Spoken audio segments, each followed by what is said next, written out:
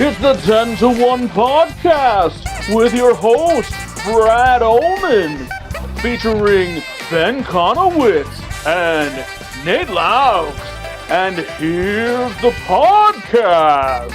That kind of sounded like it was an old TV because you're not here with us in the studio, so it really sounded like, you know, I'm watching very original SNL. You were absolutely from 1974 right there. Yep. Yeah, I'm in a big old tube TV. Yes, exactly. Yes, you are. Welcome to the 10 to 1 podcast, everyone. We are an SNL review and rewatch podcast. If you are a Saturday Night Live fan, welcome to the team. Good to have you. We talk about the sketches, what we loved, what we didn't love, the host, what we thought of them, and just have a lot of fun together. We're three friends that just love comedy. We love Saturday Night Live. And even if you don't watch Saturday Night Live and you're still listening, why? Welcome. just kind of be quiet, please. All right. I don't want to hear your opinions. Good job, Ben. Way to hold on to those listeners. I'm sorry, but why would you do it? It's just, hi, Mom. All right. Michael B. Jordan was the host on this episode, so we're going to talk a little bit more about what we thought of him. Favorite Michael B. Jordan film? Go. Creed. Okay. Fantastic Four. Is it really Creed? No. Which Creed? You really put me on the spot there. No, it's okay. It's okay. Do you want to rethink that one or no? Do you? Because Creed is a fine answer. No, I honestly, it's probably my favorite thing. That was what really introduced me to him. Okay. I had not seen Fruitville Station. I had not seen what was the other one, Brad, that came out before Creed? Fruitville Station is the only one that I know. When did no, you're thinking of Black Panther. No, when did Just Mercy come out? Just Mercy came out after Creed. Okay, sorry. Which again, great film too. Yep. Creed. Then I'll say Creed, and I'll stick by it. Brad, what about you? Yeah, I think I would say Creed as well, because I do think Fruitville Station is fantastic, and that was actually the first thing that I saw him in. But he's also fantastic in the original Black Panther as That's well. what I was going to say. It's hard for me to not pick that one because I love Black Panther so much. But he also has a new one coming up. We have another podcast called Go Flicks Yourself. We talked about this in an episode not too long ago about Creed, the third one. Creed 3 is directorial debut. Looks great. So we're very excited about that. But this is his first time hosting Saturday Night Live. Cold Open Classified Press Conference, written by Streeter Seidel, Will Steven, and Brian Tucker. Attorney General Merrick Garland, played by Mikey Day, and FBI agents Kenan Thompson, Ego Nwodim, and Bowen Yang give a press briefing on their search for more classified documents. I feel like every president right now is probably peeing themselves a little bit about having a classified document at home. So they're obviously playing on this idea. Donald Trump obviously had classified documents. Joe Biden had it. Mike Pence had them. So they're playing on this idea that everyone has it. Merrick Garland, who played by Mikey Day. It's very nebbish librarian. Yes, which is Merrick Garland. But again, I don't know if people know enough about Merrick Garland to care. It was actually a fairly good impression, but people don't really know Merrick Garland. What did you guys think of this sketch, this cold opening? We've talked a lot about political cold openings. Did this work for you? Yeah, honestly, for the most part, it did. And I think it's because even though they didn't do what we like to see them do, where they take something from the headlines that's topical and relevant and apply it to like an absurd game show premise or some kind of different sketch formula, what they did do was they used something that was happening in the news with all these classified documents popping up at Trump's house and Biden's house and Pence's house, but they put this spin on it where most of the material they were coming up with was original funny stuff that just happened to coincide with something that was actually happening. So it was actually pretty funny. Kenan Thompson in particular was hilarious, and I thought that the framing of like making Merrick Garland like this 80s TV sheriff, like he's on the hunt for you. I really liked it. I thought it was pretty good. No, the interplay between that and then also the Kenan, Ego, and Bowen playing the FBI agents, and all had different approaches to how they were going to talk about their experience, especially Bowen Yang just fanboying out about, oh my God, I got to go to Barack's house. Yep. Like that was so funny. And you're right. It's taking the premise of politics and then putting a funny spin on it, but not just, and also they didn't do the thing that I hate, which is like, hey, what else is going on that we could sprinkle in here? Like you didn't see, Kanye come through the background and wink at the camera, or you didn't have a TikTok dance that just went viral last week shoehorned in somehow. They really stuck to this premise and they let the comedy kind of come out of it rather than shoehorning anything in, which is their problem if they're not doing a direct, C-SPAN takeoff of the political stuff. So no, I was a big fan of this sketch. So we often see these cold opens about political sketches, Fox News, Janine Pirro kind of things, and they end up being a very similar formula. This was at least creative. I was wondering, though, when we were watching this, we've only been kind of watching SNL. Brad, maybe you've been doing your stuff on Slash Film a little bit longer, but Ben and I have only been watching SNL in the way that we watch it now, which is a little closer. We look at it a little more. We review it a little closer for a year and a half. I don't think I've ever picked a cold open as the best sketch of the night. Tonight I won't either. But do you think before, let's say the 90s, when we were kind of watching SNL in the golden years, when we started watching it, when we were in middle school, do you think some of those cold openings were the best sketches of the night? Or I just feel like this season and last season that we've watched, cold opens have been fine, but they've never been great. And I seem to feel like at one point, they were some of the best stuff. And I also kind of lament a little bit because I think some people only watch the cold opens and they turn it off afterwards if it's not very good. And it hasn't been the best sketch, or even probably typically one of the best couple sketches. Not even in the an top episode. 5 a lot of times. And again, this one was fine. There's nothing wrong with this. This conversation is not necessarily, contingent on this sketch itself. But what do you guys think of that? Do you think that's true? Do you think cold opens in the past were better than they are now? Or is it just kind of, how it's always been? I mean, for a long time now, for me, like my strongest memories are that this really started happening after the 2000 was it 2000 or 2004? The first Gore Bush election. 2000. They had 2000. Yeah. 2000. Yeah. So that for me was like, I feel like a dawn of a new era where like they really started leaning heavily into doing cold opens based around the political scene almost all the time. And maybe it was like that before, but I didn't watch SNL every single time it was on, in the 90s to really know that, because I was younger and I didn't always catch it. But I think ever since the Gore Bush debates became a huge hit, and then eventually got followed up with all the stuff with Sarah Palin and that kind of thing, they really leaned into doing a lot of those debate sketches and stuff like that in the very opening of the show. And they've kind of stuck to the political formula for a long time. I think the problem is that so much of that stuff from the 2000s through the early 2010s was based on like stuff that was pretty easy to lampoon, because some silly stuff came from Bush being an idiot and Gore being kind of out of touch with people and all that kind of stuff. But it was never as ridiculous as things are right now, thanks to Donald Trump and the shit show that is the Republican Party.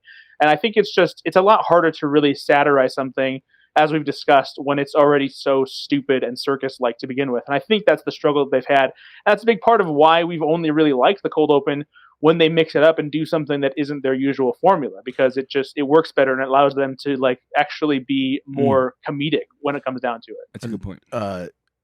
SNL, forever leans liberal, is a very a big progressive space for comedy, and they have always had trouble making fun of Democrats. It's not been as easy as it is to lampoon Republicans, and a lot of times it's because Republicans have some pretty staunch and hardcore right-wing issues that a lot of general people in the comedy world are going to disagree with, and so you can kind of take that vitriol and run with it.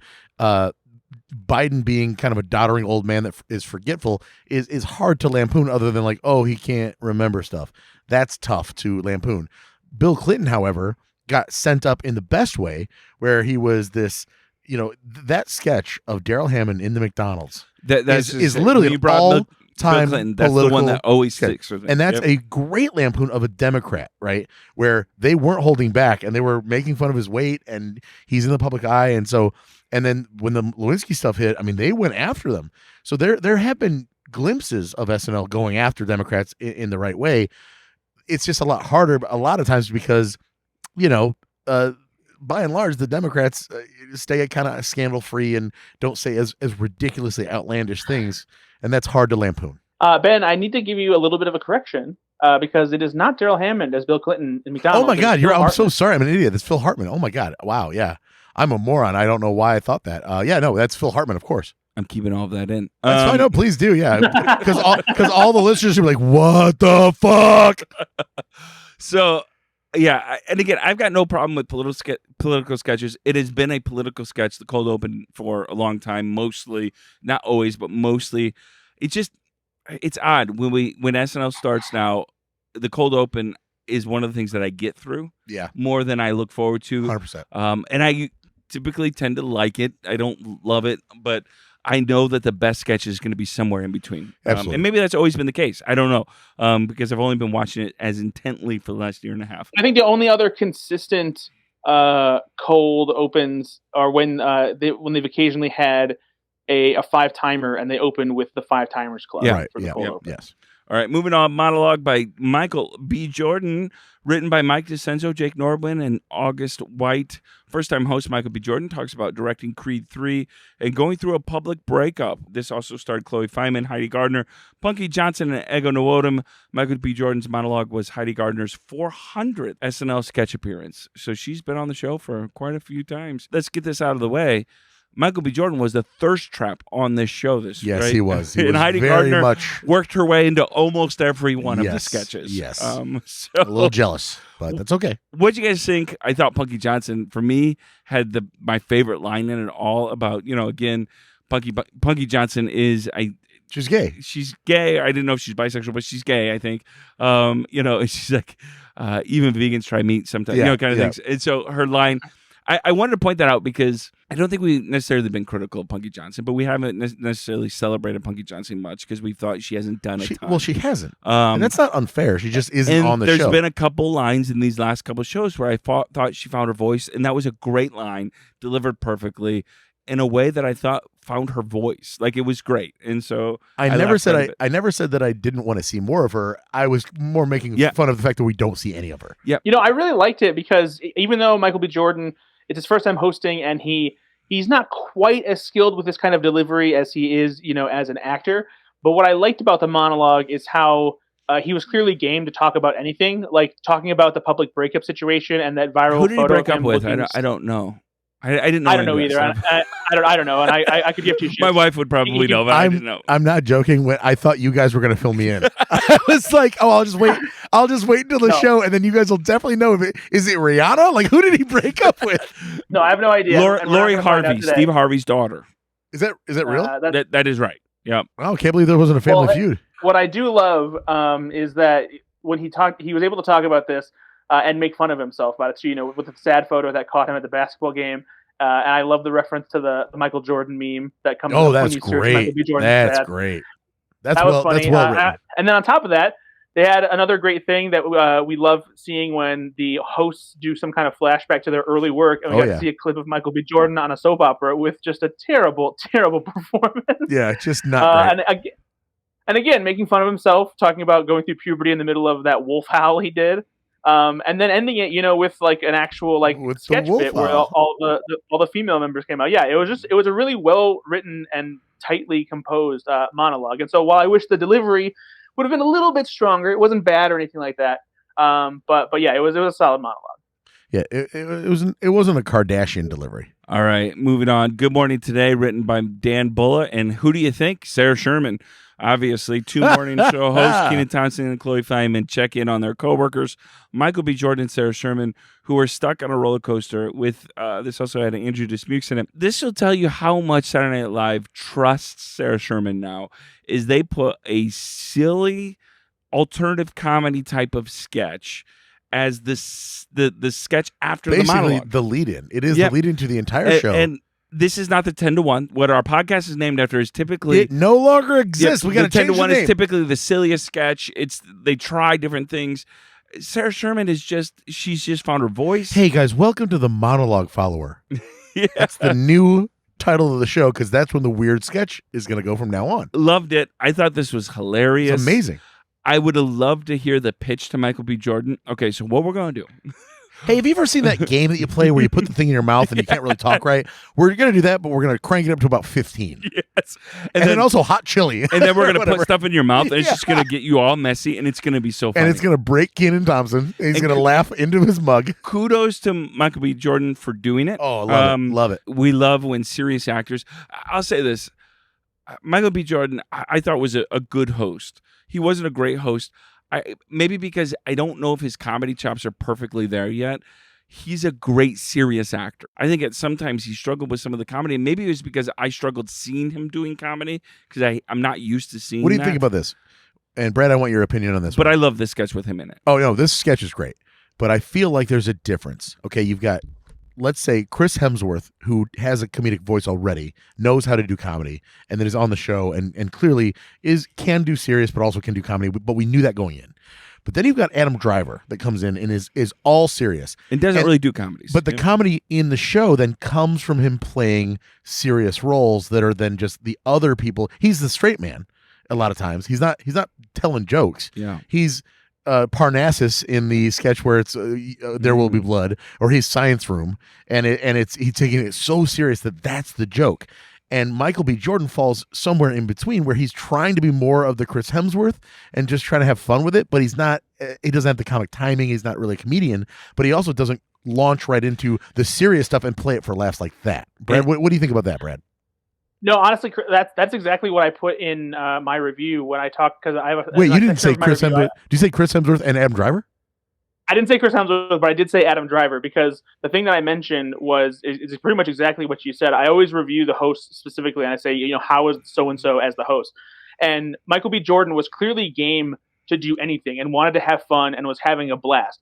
But he doesn't quite have the honed comedic abilities that some hosts do to be truly hilarious. He tried his best, and he was pretty funny most of the time. Yeah, he was a good host. He was a good host. Yeah, he's a good host. But there's something about his performance in comedy that still feels a little bit stilted. But he's also not confronting it in a very serious way, in the way that Adam Driver does, because Michael B. Jordan's a great dramatic actor, and there were some times where he's approaching it in a dramatic way. You can feel it in the Jake from State Farm sketch a little bit, and some of the other sketches that shines through. But he's not quite as dedicated to playing it straight as Adam Driver. So you're right, he falls somewhere in between, and it makes him fall shy of being great. It's the no man's land of comedy then.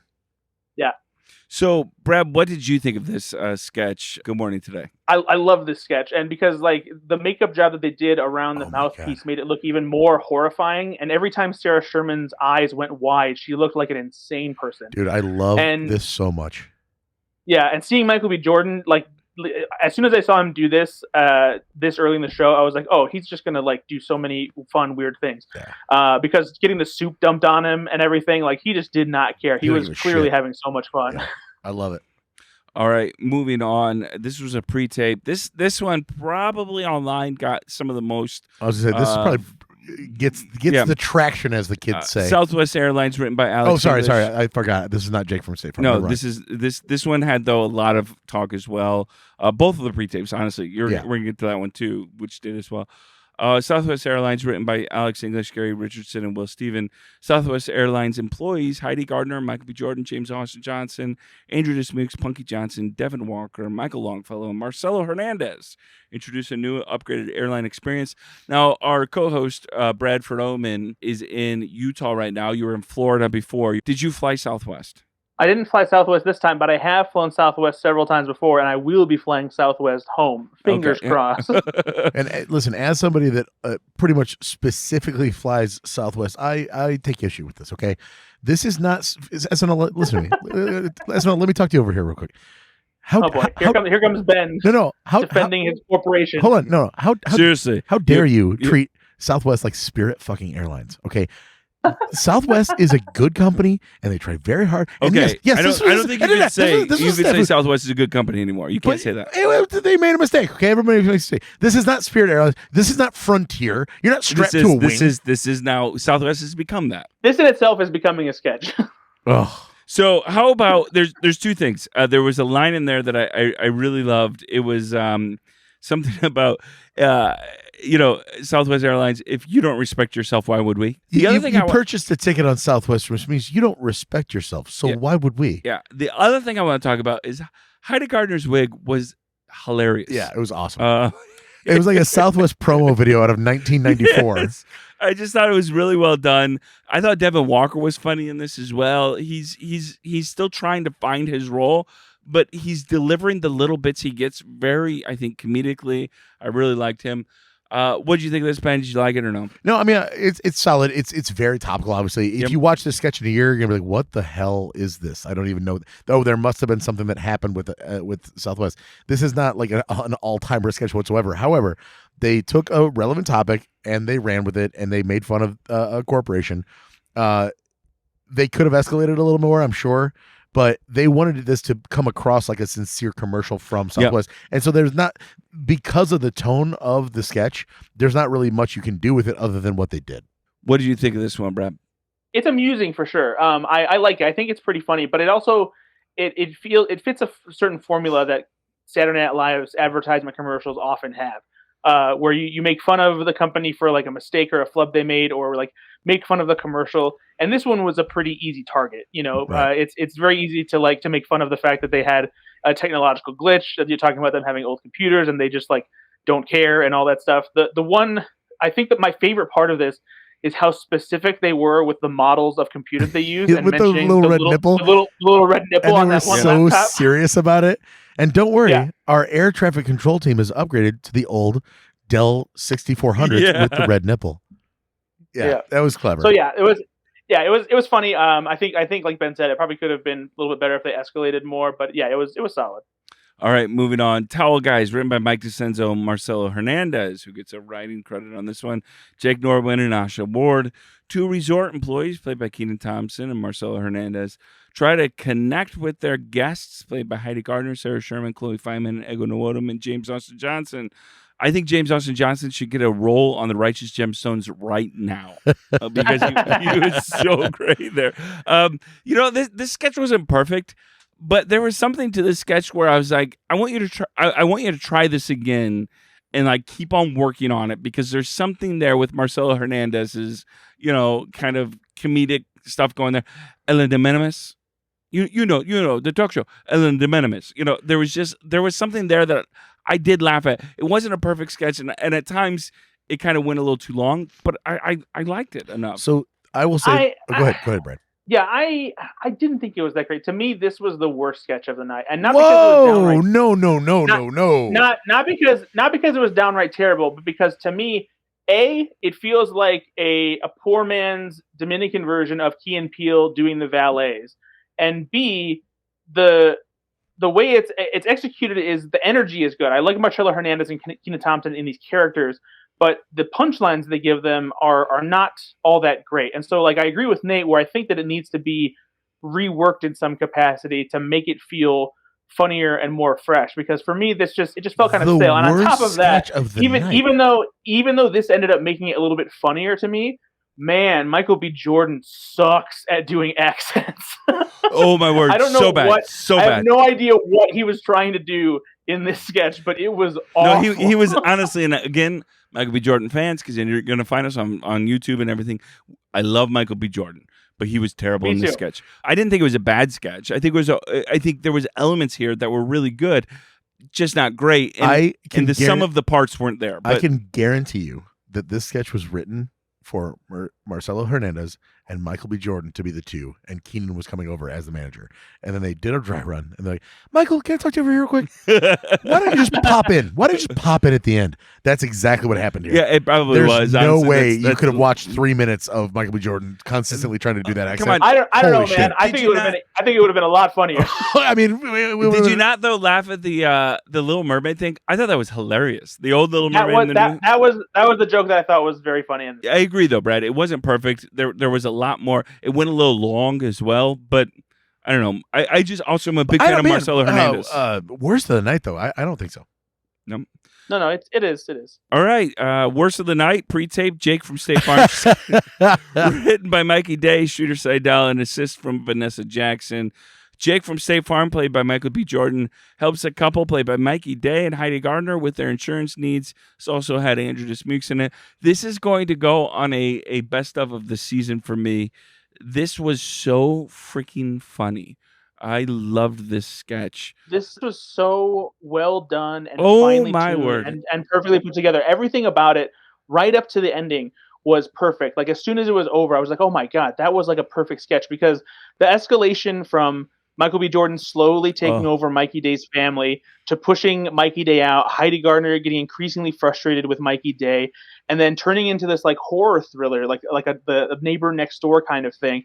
And my favorite part about this sketch is even as it turns into a horror movie with the way it's shot and the lighting and everything, it still keeps the commercial text coming up when Michael B. Jordan is saying stuff about insurance rates and everything. That to me was one of the funniest things. And oh man, it was so nice to see such a good, and not even just good, but perfect ending to a sketch by having the Liberty Mutual, Doug, and Legal EU show up. Fucking brilliant. So, I laughed so good. From hard. Start to finish, this was so good. I laughed so hard at the Liberty Mutual guys. Yep. So hard. Yeah. And what such a brilliant joke and a great reveal. To your point, Brad, they could have taken this in a far darker way, where the guy from State Farm turns into a horror kind of person. But even that, there's the elements of it. But Michael B. Jordan pushes Mikey Day up against the wall, and he whispers, "Save even more when you bundle home and auto." So he doesn't go with the "I'm gonna kill you" kind of thing. Yeah. There's just the way they do this is just so brilliant. Such good writing. I mean, just such good writing. It also looks great. Like the production of it looks fantastic. I loved this sketch. It was just brilliant. Hey, you want to hear a fun fact? Sure. Yeah. So Creed 3 will have Michael B. Jordan starring as Creed, obviously, and his new opponent will be played by Jonathan Majors. Back when Jonathan Majors hosted SNL, he also played Jake from State Farm in a commercial awards sketch. Oh, that's fun. Really? That is fun. Oh, yep. Oh, trivia for you guys out there. I would love to hear from you guys. What do you guys think of this Jake from State Farm? Did you guys love this one as much as we do? Let us know in the comments. All right, moving on. Video game session written by Jimmy Fowley and Celeste Yim. Two actors, played by Michael B. Jordan and Bowen Yang, have a hard time recording voiceovers for a new video game. It also starred Mikey Day, Andrew Dismukes, and Marcelo Hernandez. I kind of almost, because I'm not a video game player, you guys have played more video games than I have.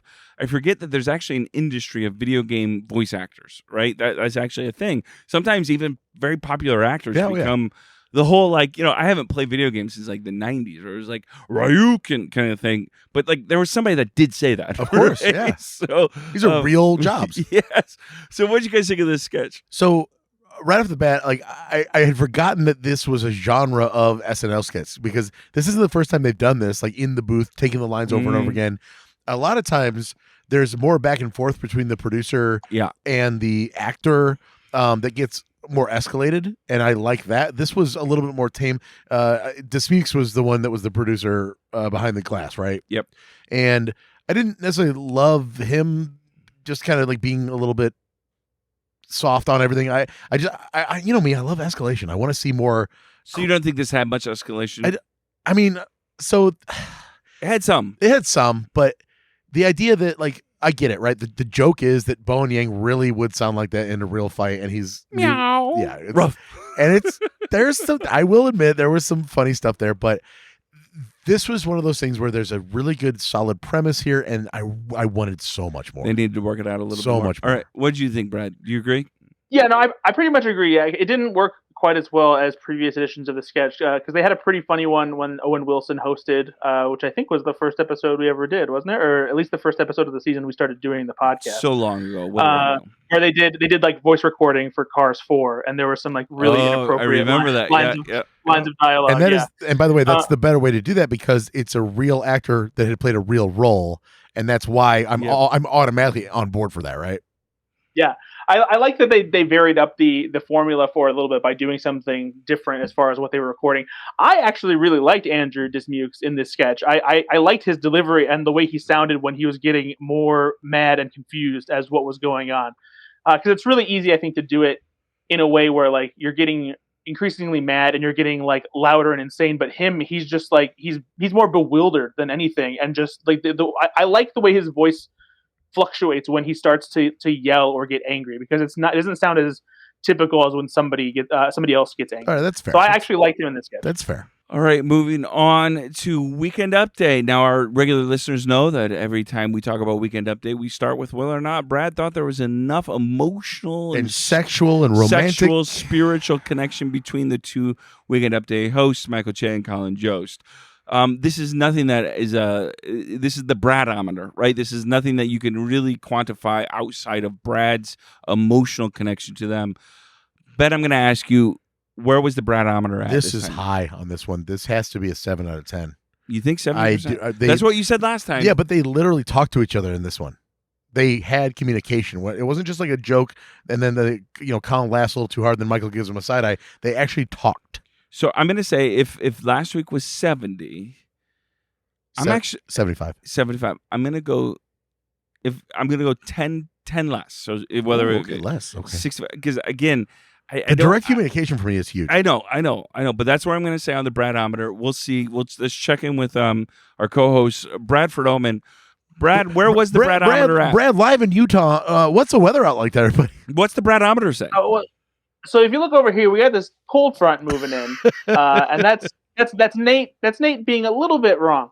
But then we also have this warm front coming in because it's Ben being a little bit right, but not quite. Because I think Nate's right where Ben said 70 last episode, but I was like, no, higher, because it was great last week. This week, even though they did talk to each other, the playfulness between them wasn't quite as high. That's as it was what I last wanted week. to say. Ben, it was slightly less than last week. Ben is right. I think this time it is at 70 because last week it was higher than 70. Gotcha. So I think 70 sounds about right. So I'm going to also say I was right because I said slightly less than last week. So we're both. Yeah, we're all friends. We're all right. Both a little bit wrong, both a little bit right. I need a trophy. Give me a trophy. So what did you guys love about Weekend Update this week? What did you not love? Any jokes that stood out to you guys? What did you think? The Voldemort joke. The Voldemort jerk. Voldemort joke. Take two. The Voldemort joke was hilarious. Oh my god, you couldn't find a more terrifying picture. Really fun. That was great stuff. But no, he really does. Look like overall, Voldemort. But yeah, I mean, Che and Jost they've been on a roll for a while now, where like the one-liners they have for the headlines have been fantastic, and obviously they're not all written by them. They have plenty of writers who submit jokes for Weekend Update, but the delivery is an important part of it, and they've just been on fire lately. And so I just really enjoyed what they've been bringing to the table. Yeah, everything's been firing on all cylinders. It's been a real joy to watch this season. Just I look forward to Weekend Update so much because I know no matter what the show's doing, even if I'm having a good time, it means Weekend Update, I'm gonna have a great time. Yeah, it's always at least solid for me. But I want to go back to your point, Brad, the pictures, because we've talked about this on the show before. You cannot undersell sometimes how funny a picture will make a joke, where it'll be a good joke, but the picture just accelerates it. So whoever comes up with some of those things, whoever finds the picture, I don't know if they have the picture first and they make the joke around it. I don't know. It's brilliant because it makes it so much more funny. So whoever the hell came up with the scene here looking like that's now a ironclad part. It is a trope, right? But, it is a but thing it didn't exist until what, last year? I think they've done it quite a few times, but I mean, they've definitely done it more consistently in the past couple years. Yeah. Like literally now, every Weekend Update has one time where they show a famous political person. They do, and I get excited about it. Me too. Yep. When it became repetitive and became a bit unto itself was, I think, when they kept doing it for Mitch McConnell, and now they've just applied it to a lot of other people. Yes, and the Mitch McConnell thing was very pointed and very funny, obviously, because he really does look like a turtle. He really does. Or like Mitch McConnell seen here watching an orphanage burn, and it's just him smiling. Yeah, smiling. Like that's really funny. But now that they've extended to other characters, in the political landscape, it is working for sure. All right, we have two different bits on the Weekend Update. First one, Michael Che's Doorman Carl on the New York rental market. Michael Che's Doorman, played by Kenan Thompson, stops by Weekend Update to discuss the rental market in New York City.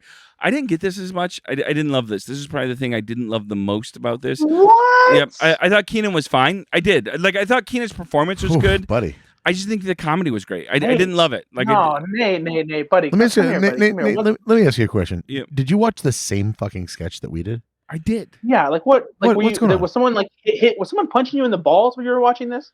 Did your kids interrupt you 5 times? When I was growing up, I had a doorman, and the doorman hated me, and this was triggering for me. No, I didn't love this. I didn't love it. Kenan was He's so funny good. in this sketch. He was fine. Like, him saying, "Hey, Che," alone Yeah, was hilarious. so that's the thing. The way like, he kept repeating it. he kept, and it, like, he's basically interrupting himself and Che at the same time by saying, "Hey, Che," it was every time it happened, it was better. It seemed predictable. No, every single time it happened, it was better. And it had great escalation too. It kept getting worse, and then it got ridiculous towards the end. Oh no, I'll send those guys away next time. Sorry, like, it's incredible. I know you guys are. Yeah, I'll tell that little dummy. Yeah, don't worry, I'll tell that little dummy. I know you guys are typically easy laughers, but for those that have a little more refined palate, it wasn't great. But what was great was the weekend update, Angel on the return of Wendy's Vanilla. Oh my God, are you fucking serious, Nate? This was so bad. I'm just kidding. All right, Angel. Played by every boxer's girlfriend from every movie about boxing ever. Heidi Gardner has some strong opinions about the return of Wendy's Vanilla Frosty until Adonis Creed, played by Michael B. Jordan, interrupts. No, I did not love this. I just wanted to get that response of you. But I bet you Brad did love Heidi Gardner in this. Or Ben did. No, honestly, I didn't. No. Ben did, though. Listen, I like the character overall. I think it's a fun weekend update. I know this is just... Come on, guys. Yeah, it wasn't just because fucking Michael B. Jordan's on the show doesn't mean you have to drag out the easiest comparison. Like, this honestly feels like if we were writing the show. Oh, you know what we should do? Oh my God, did you guys know that he's a boxer in a movie? But we got one of those. Put that out there. Like, come on, what are you doing? But like, I also think that like we're just like now we're smart enough to realize that like don't force it if it's not working. Because, exactly, like it was bad. On the surface, the premise is great. Like, oh yeah, like we can have Creed on and we'll bring this character back. But they had no good reason to do it other than I think this is the fourth time they've done this. Yeah, I'm not going to say that it's run its course because previous times have been really funny. Here's a connection, right? One of the previous times was hosted by Chadwick Boseman. Oh, yeah, there you go. But yeah, it just did not work, and I think I don't know why they didn't fix this, but like they should have had the cue cards on the other side of the stage so that Michael B. Jordan wasn't constantly looking back and forth. Yeah, like, come on, that man. was just bad staging. Yeah, I thought Michael B. Jordan wasn't great in this. Heidi Gardner did her usual self. The jokes weren't there, but nothing her about performance was fine. Nothing about this was great. All right, but I love telling Brad how much I love bad sketches, and he blows up immediately. All right. Well, especially after you say how much you didn't like a great sketch. I honestly, Weekend Update was good, but it wasn't great. I thought last week's Weekend Update was far better. All right, Male Confidence Seminar written by Jake Norwind, Kira O'Sullivan. I want to apologize to Kira O'Sullivan. I've been pronouncing it Sierra, and Sienna. it is Kira O'Sullivan. And thanks for listening, Kira. We know you're out there. We love you. And Will Steven. And by the way, can I just point out the number of people that are actively working at SNL that listen to this podcast? It blows my mind, guys. We really appreciate it. It's at least 7 dozen. All right. A Confident Man, played by Andrew Dismukes, holds a seminar to teach awkward men, played by Devin Walker, James Austin Johnson, Marcelo Hernandez, Michael Longfellow, Bowen Yang, how to gain confidence. Nope. Is it because you have a big forehead? I didn't like this. You didn't like this? I thought it was okay. I thought it was okay. Yeah, I agree with Nate. I thought it was okay. I didn't think that it was great. I liked Dismukes in this sketch as well. I thought Dismukes had a really great night. I think he was my MVP. But so I will say, Brad, sorry, let me interrupt, Brad. After saying about the Street Fighter sketch that I didn't like his performance there, I really liked him here. He did a great job in this sketch, and because this is a whole culture, right? This is a whole like it is. Let us teach you how to be a real man kind of thing. He did a great job. His interactions with being called out and like how he was trying to defend himself. Yeah. He was perfect in this sketch. And honestly, I thought Michael B. Jordan was good in this too. But and I think it's because it plays to his strengths. It's like he knows how to play this kind of character where he does this kind of like anger and aggression confidently and very well. Like just the delivery of him saying forehead. Yeah, that was hilarious. Yeah, so he's clearly he can be like, oh, I've got a chip on my shoulder. I know that I'm right. I know I'm kind of the underdog here, but I'll show you how this is. Like he's playing to his strengths in this sketch. That's why he was really good in it. Obviously, just the whole thing for me just didn't work. I didn't think. I thought it was okay, but I think it was bad. I didn't wasn't my favorite. Moving on, Party in Palm Springs, written by Jimmy Fowley and Kira O'Sullivan again. A bachelorette party gets interrupted by an unexpected visitor, played by Heidi Gardner. Also stars Egan Nwodim, Chloe Fineman, Punky Johnson, Sarah Sherman, and Michael B. Jordan. This was silly. I thought it was funny. Wasn't my favorite sketch of the night, but it had quite a few laughs for me. Brad, what did you think of this one? Yeah, I agree. This was one where I think Michael B. Jordan was really good too. Every time that he did the reintroduction of Pop and Lock was pretty funny for me. But I think Heidi Gardner was the one who stole this. Just the way that she was dancing with that big pregnant belly, the physical comedy that came from that was really funny. And one of the surprise parts I thought was great. And I love random lines like this where someone just calls out the illogical, kind of sort of nonsense of a very specific detail. And it was Ego Nwodum talking about how long the phone charging cord was. Yep. I Didn't love it? I didn't love it, and maybe it's because it was a little cringy, and I'm, me, I don't love. But for our listeners, Ben can't even watch The Office because the awkwardness bothers him. And so it was a little cringy. I think it got better as it went on. I especially really love. What was Heidi Gardner's name? Janine, I think is her name. So, I don't know. This is an example of if Michael B. Jordan was better as the host in this sketch, it maybe would have been better. But it was the Pop and Lock stuff was fine, and I don't know, it was very basic what he was doing. Obviously, this is a sketch for Heidi Gardner. I get it. The one thing that was very funny to me, she had the hose between her legs. She's turning to Sarah Sherman. Sarah Sherman almost breaks. And if you look up at Heidi Gardner, she's actively smiling. She cannot hide how much fun she's having putting this hose in both of those women's. And she's having a good time with it. And that made me, kind of smile internally. They're clearly, I think this episode highlights a lot of everybody was having fun, but sometimes it wasn't really working. I kind of just love the premise of this idea where you have this stripper coming, right? And nobody, right? Whether it's a female or a male stripper, nobody wants to think about their life outside of that room. Absolutely. And right? I do also love. And so that thing made me laugh. The premise made me laugh that this is funny, right? That this male stripper, everyone was excited to see, and everyone's like, "Oh, show me!" And then his pregnant girlfriend comes in, and I was like, "Ah." I also really did like the $30 joke.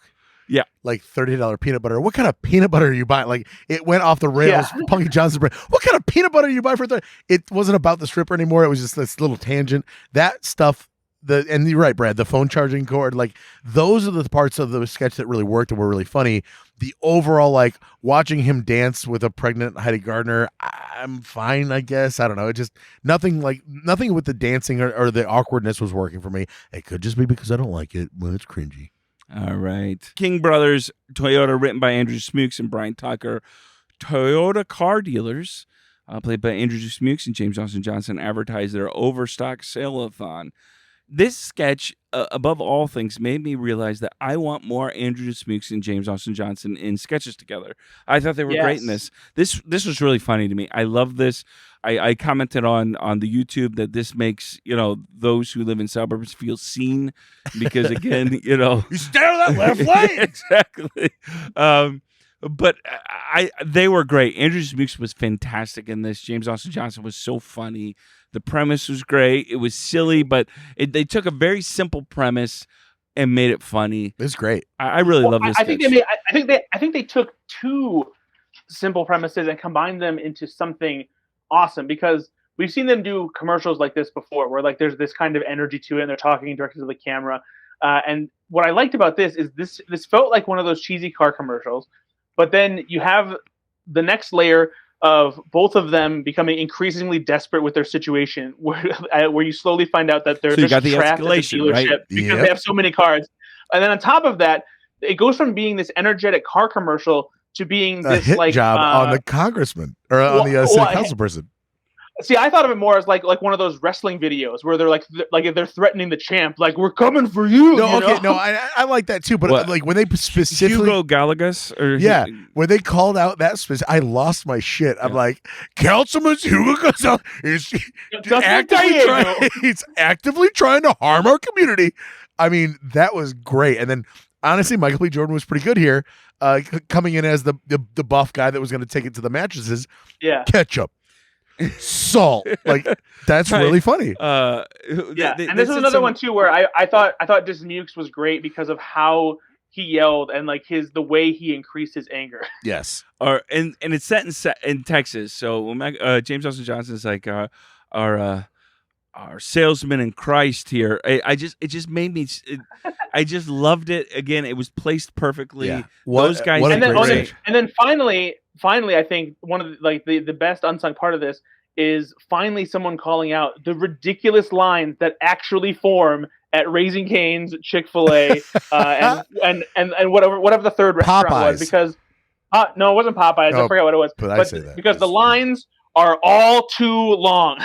I have thought about this many times driving in. We've got a couple, places. If you're in Northwest Indiana and you're listening to this, you know this. But those of you that aren't, we've got a lot of listeners everywhere. But where we're at, we're in the shadow of Chicago, and we've got different suburbs. One of them I'm thinking of for our co-host here, Maryville. I go there sometimes. I'm like, why did they not plan this better? Right. I cannot get over into the lane because that I need to, because literally right? somebody is and there's a bunch of car dealerships. Portillo's Yep. or at Chick-fil-A, and it's bleeding out Yep. into the damn intersection. And so there was part of this that I laughed at because the premise for me, I'm like, I get that. I do get it. Also, I'm speaking to you. I'm speaking to you, person who sees 37 cars and goes, you know what? I got time to be 38. Oh my word. What's wrong with your life? Oh, it's the same thing. Again, ranting now, but when I go to Starbucks and get a coffee or something, do you not know that there's a mobile app that you can order ahead? Why are you waiting 30 minutes in a line when just order ahead at home? Like, people, we got to be smarter than this. America, we're falling. We're falling because you can't realize to order on your phone before. Hey, plants love electrolytes. Ah, jeez. All right, moving on. Pre-tape. Ended the show on a pre-tape, by the way. Falling Down, written again by Andrew Dismukes. So he had the last two. Michael B. Jordan has a few embarrassing moments by cast member Andrew Dismukes when he's getting ready to host Saturday Night Live. This also had Bowen Yang and Sarah Sherman. I feel like this is a sketch where people are going to love or hate it. I actually love this sketch. I thought it was really funny. Andrew Dismukes was great in this. It was silly. It was dumb. And it hit me right. And I understand when people don't like this. I thought it was great. What did you guys think? Can I nitpick? Yeah, go ahead. So Wait. Are you okay, bud? I'm gonna pick some nits here. I think the sketch was really good. The part that I didn't like was his falling. At the end? No, like every time he fell, it looked so fake, and it was not. It just, I don't know. I'm picking at nits here. I will say, pratfalls are a skill. It looked weirdly bad and fake the whole time. I'm like, okay, well, I'm not really buying this. I know that's not the premise. I know that's not the shtick. It's just that he's falling into Andrew. But like, it should be believable. We haven't seen Andrew Dismukes in a sketch like this, specifically like this, where he goes and he talks to Bowen Yang and Sarah Sherman. And they're like, dude, you can't do this anymore. I liked all that. And he's like, you can't get mad at me for something I didn't know. And that's why this sketch is awesome. When that thing happened, I'm like, this is brilliant. These guys are great. So that part I love because that's real. That's grounded. That's what he would really say. That's a real interaction. And so that took away from the fact that, like, when Michael B. Jordan fell down, he just kind of kind of got on his knees and go, it's not a real fall, and it really took me out of it. I'm an idiot. Sometimes you fall. Sometimes I there. Brad, what do you think? It didn't quite take me out of the sketch as much as you did, Ben, but I do agree his falls were not great. Very skilled for somebody who I feel like should be good at physical performing like that. Because he gets knocked down in the ring. Right. Yeah, Saturday Night Live, you've had a lot of falls on the show. Maybe just like the fall could be cut. You can cut. You don't have to just like show him the whole time. There's a mattress on the ground, so the man can go for it. I don't know. But yeah, Dismukes was great in the sketch. He was awesome. And every now and then he has a sketch like this that makes me feel like he could be like a worthy successor to Kyle Mooney and Beck Bennett. And I wish it happened more often because this is the kind of stuff I like seeing from him. I agree. This pre-tape here, it made me go, I want more of this weirdness. We didn't see anything from the Please Don't Destroy guys. They didn't even co-write anything this week. I don't know if they had it off or just didn't get a sketch in. They had a wedding. Yeah. And where one goes, they all go. They're actually working on a movie right now as well. But so I don't know if that was part of it. But I thought it filled that gap for me. That Please Don't Destroy weirdness thing. It was good. No, overall, I really liked it. But what I loved about it is it had a very unique Andrew Dismukes voice to it, right? It wasn't just him trying to do Sarah Sherman or him trying to do Please Don't Destroy. It was silly and it was great. Are we all in agreement that he was the MVP? Brad, did you pull him as your MVP? Yeah, he was absolutely going to be my MVP. Oh, good. I love it when we're on. Yeah. I thought Heidi Gardner had a good episode. Sure, but I've never seen Andrew Dismuke do so much. He also wrote, right? He wrote the King Brothers Toyota, and he wrote the Falling Down sketches. It's just, which always places it higher for me when cast members. He crushed it this episode, especially when he's been a little, I won't say weak lately, but I haven't seen him as much as I would like to. And then all of a sudden you're like, oh, this is all Andy D all the time. I also thought, by and large, this was not my favorite episode of the season, but it was a very good episode. There wasn't a lot of weak sketches in this. Actually, I don't think there was a bad sketch for me. Well, I know Brad hated the Dominican sketch, but I don't think that was a bad sketch. I didn't hate it. I specifically said I don't think it's downright terrible, but it's the worst. I mean, there have been some episodes where we've talked before where there's one or two really bad sketches that just aren't funny at all. I don't think there was but that this episode, in this, Yeah, this episode overall I thought was really good. It's not among the best, I don't think, but it's pretty close to the top. Nate, what was your least favorite sketch of the night? Did you have a least favorite? Can we pick the bits from Weekend Update or no? Because they weren't very good. I know that the Heidi Gardner on Weekend Update was probably the weakest part of the episode. But if I have to pick a weakest sketch, to me it's not the Towel Boys. It would probably be the male pickup artist one. I think the stripper one is worse than the male pickup artist maybe. one. I actually like male pickup artists, but yeah, for me, it's Towel Boys is worse, followed by the stripper one. There's a good premise there. Honestly, and I think you guys liked it better. I would probably pick the cold open. Cold open was the weakest thing for me. I don't give points to sketches for having potential. You fucking execute it and you make it work, or get the fuck out of here. But I thought that it which worked is what Lorne Michaels says all the time. Get the fuck out of here. So I feel That's like a quote from Lorne Michaels' book. It really, I thought it worked enough though, like the Ellen DeGeneres. Yeah, there was just a lot in there that I just thought it was funny. Oh, it's really funny. He's got a Dominican accent. Well, he does, but that's not why we like. He co-wrote this sketch, so it's not like he's making fun of. Sounds like you should co-write a different sketch that's better. Okay. Wow. Okay. You know what? Go to bed. All right. Yeah. Marcelo Hernandez, you're on notice. You're on notice. Wow. Yeah. Hey guys, they're in like blocks of 3 of these episodes. This was the second one of the 3.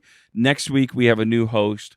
Who is it, Bradford? Who is hosting Saturday Night Live? February 4th, Pedro Pascal, star of The Mandalorian and the new hit HBO show, the video game adaptation The Last of Us.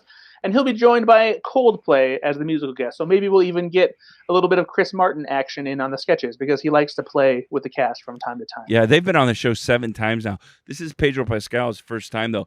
I'm very, very excited about this. I see potential to be kind of an Oscar Isaacs thing here. And I think, Brad, you would probably know better than I, but I think they're very close friends, aren't they?